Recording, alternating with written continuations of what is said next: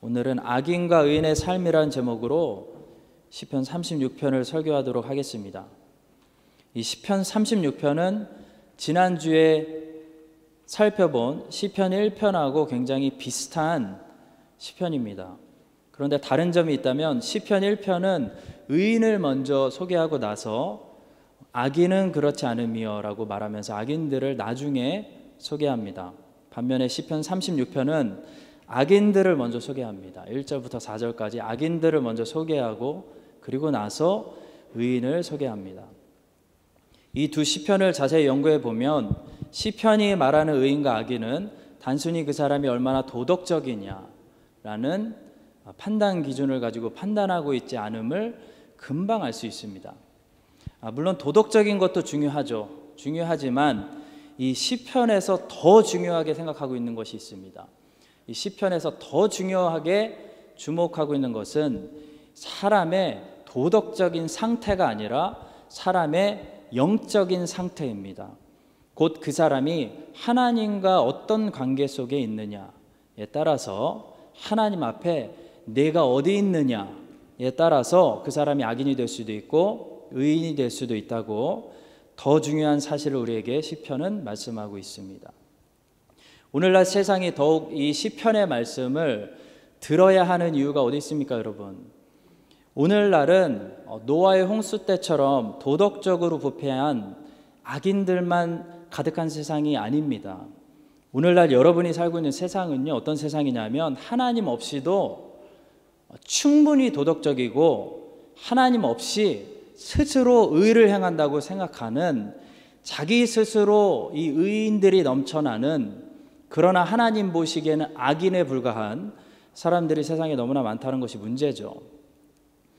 시편 1편보다 그래서 더 깊이 구체적으로 악인과 의인의 모습을 우리에게 보여주고 있는 이 시편 36편의 말씀을 우리가 들으면서 여러분들의 행위적이고 도덕적인 상태를 점검하는 것이 아니라 여러분과 하나님의 관계 속에서 여러분들의 영적인 건강 상태를 하나님의 말씀으로 오늘 다시 진단하고 치유받고 회복되는 그런 저녁 시간 되기를 간절히 소망하고 축복합니다.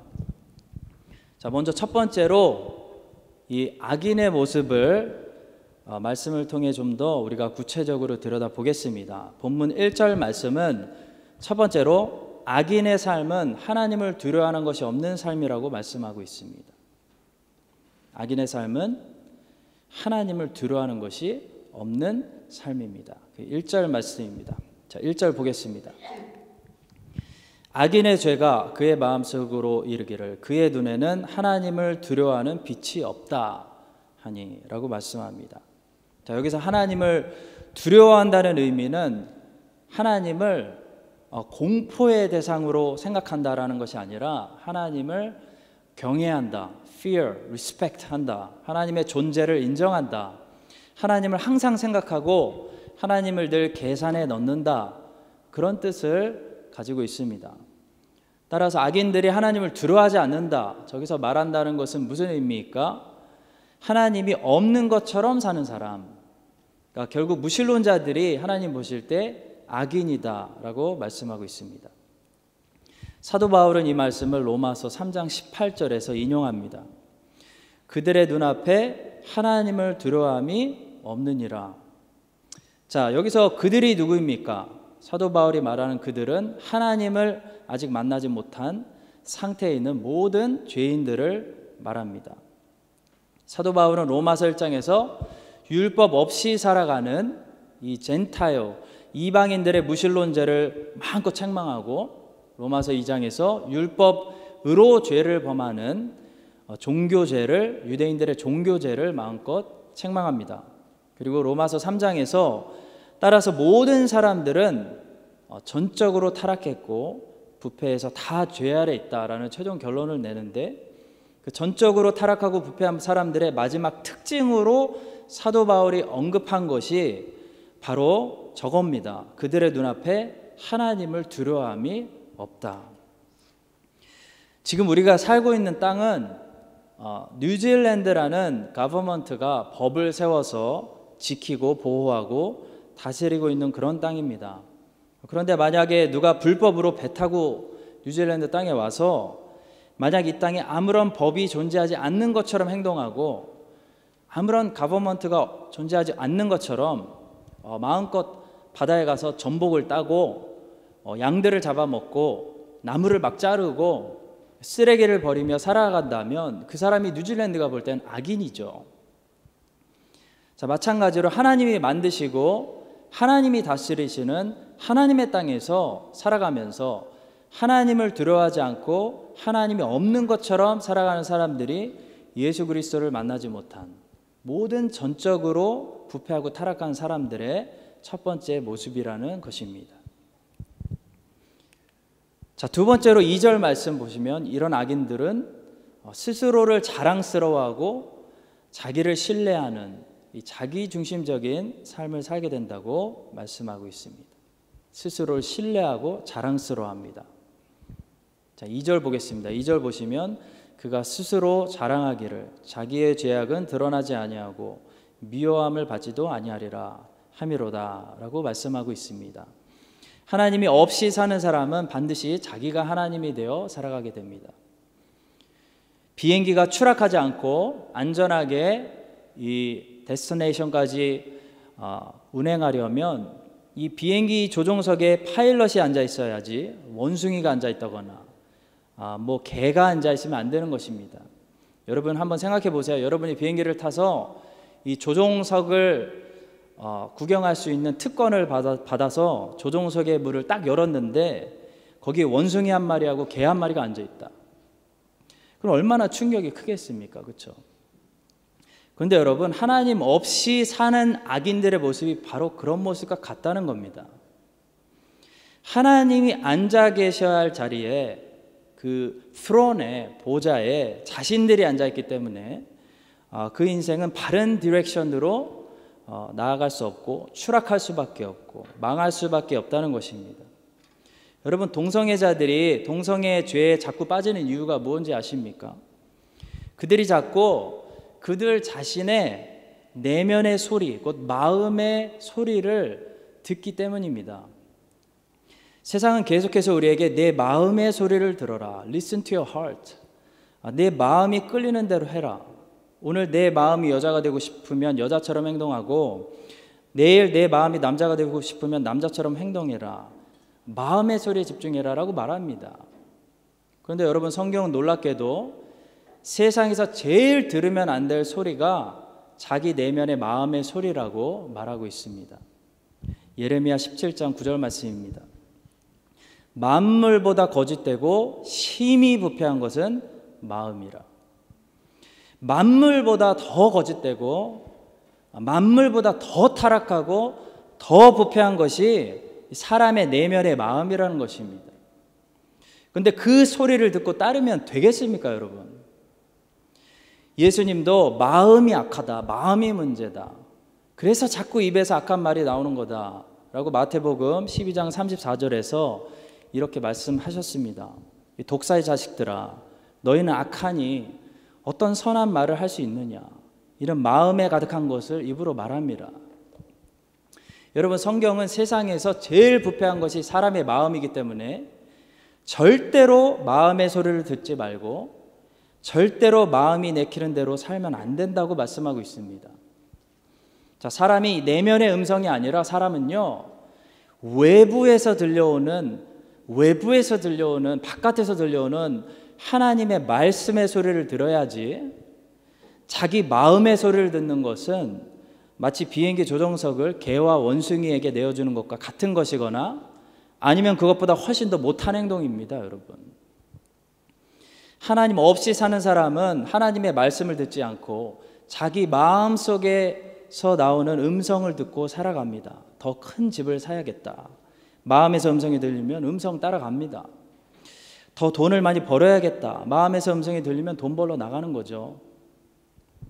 자, 이렇게 하나님의 말씀이 아니라 변하지 않고 바뀌지 않고 변함없이 그 자리에 계신 외부에서 들려오는 하나님의 말씀이 아니라 늘 변하는 이 내면의 소리를 듣고 따라가는 사람들의 인생은 망할 수밖에 없습니다. 여러분들은 꼭 마음의 소리를 신뢰하지 말고 마음이 내키는 대로 인생을 살지 말고 여러분들 마음이 원하는 것을 하나님의 보이스라고 착각하지 말고 하나님의 변하지 않는 말씀만 따라가시는 여러분들 되시기를 간절히 소망하고 축복합니다. 하나님의 말씀이 하나님의 음성이지 마음에 드는 생각이 하나님의 음성이 아닙니다, 여러분. 그런 신비주의의 미스틱에 빠지지 않도록 조심하는 여러분들 되시기 바랍니다. 자, 세 번째로 3절을 보시면 3절 보겠습니다. 악인은 지혜와 선행을 그쳤다고 말씀하고 있습니다. 악인은 지혜와 선행을 그칩니다. 3절 말씀입니다. 그의 입에서 나오는 말은 죄악과 속임이라. 그는 지혜와 선행을 그쳤도다. 하나님을 두려워하지 않은 악인들에게 나타나는 특징이 또 하나 있는데요. 그것은 바로 그들에게 지혜가 없다는 것입니다. 자, 이것은 잠언에서 이야기한 말씀과도 동일한 말씀이죠. 잠언 1장 7절입니다. 여호와를 경외하는 것이 지식의 근본이거늘 미련한 자는 지혜와 훈계를 멸시하느니라. 그러니까 하나님을 경외하면 fear하면 그 사람은 지혜로워집니다. 그리고 하나님을 두려워하지 않고 살면 아무리 공부 잘하고 하버드 나오고 스탠퍼드 나와도 영적으로 진단해 보면 그 사람은 무식한 사람이다 라는 것이 성경의 진단입니다. 무식한 사람들의 여러분 근데 특징이 뭘까요? 지혜 없는 사람들의 특징은 무엇보다 판단력이 없다는 것입니다. 분별력이 없다는 것입니다. 여기서 어떤 게 선한고 어떤 게 악한 것인지 분별해내지 못한다는 것입니다. 지혜가 없기 때문에, 공부는 아무리 잘해도 지혜가 없기 때문에 분별 못하는 겁니다. 그럼 왜 지혜가 없을까요? 하나님을 두려워하지 않기 때문에 지혜가 없는 것입니다. 자, 지금 이 모습이 바로 우리가 살고 있는 세대의 모습이죠. 낙태법을 통과시킵니다. 그게 옳은 건 줄 알고 동성애자들을 지지합니다. 그게 선하다고 믿는 것입니다.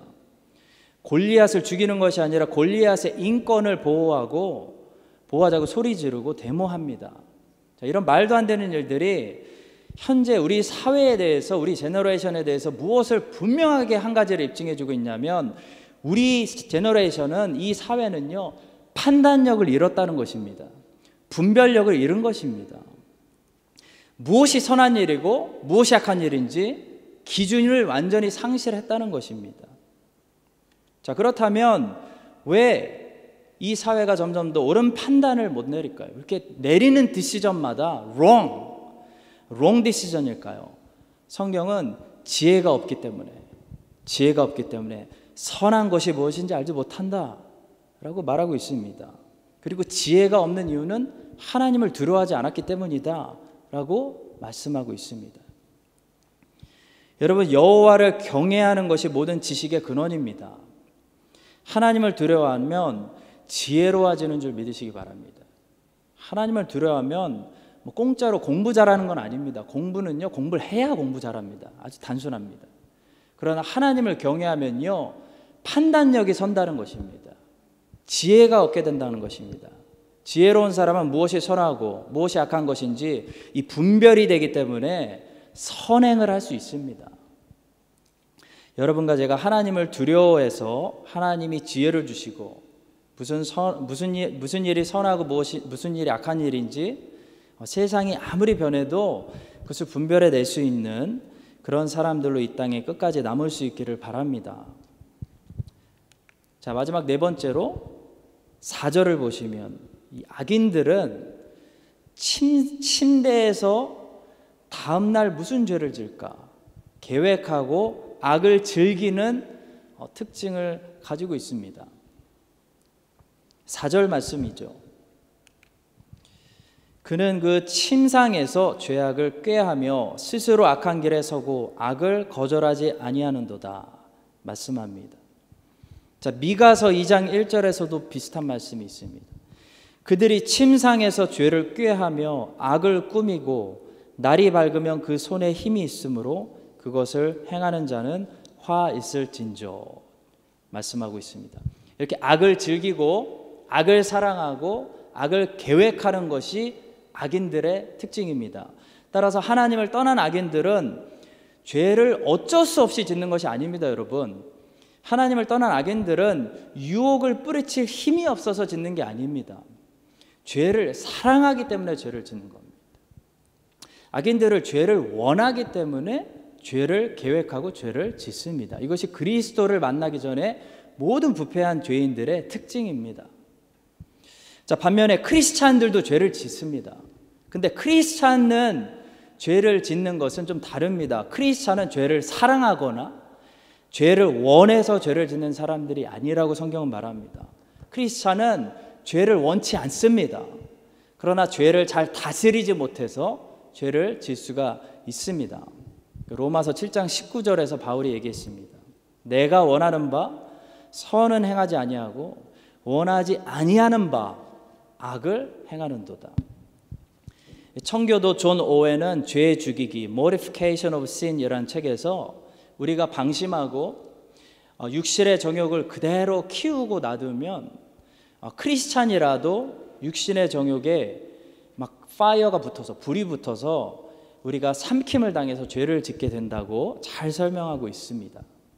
따라서 우리는 존 오웬이 말하는 것처럼 늘 성령으로 우리의 육신의 정욕이 일어나지 못하도록 죽이고 때려 눕혀놓은 상태로 놔두고 절제하면서 살아가야 된다는 것입니다. 그것이 성도의 죄 죽이기입니다. 따라서 여러분들이 가끔 죄를 짓더라도 죄를 원하고 사랑해서 죄를 짓는 것이 아니라 죄를 끔찍히 혐오하면서 하는데도 죄 죽이기를 실패해서 죄를 짓고 또 그것 때문에 마음 아파하고 다시 회개하고 늘 그리스도께 돌아온다면 여러분들은 하나님의 자녀들이 확실합니다.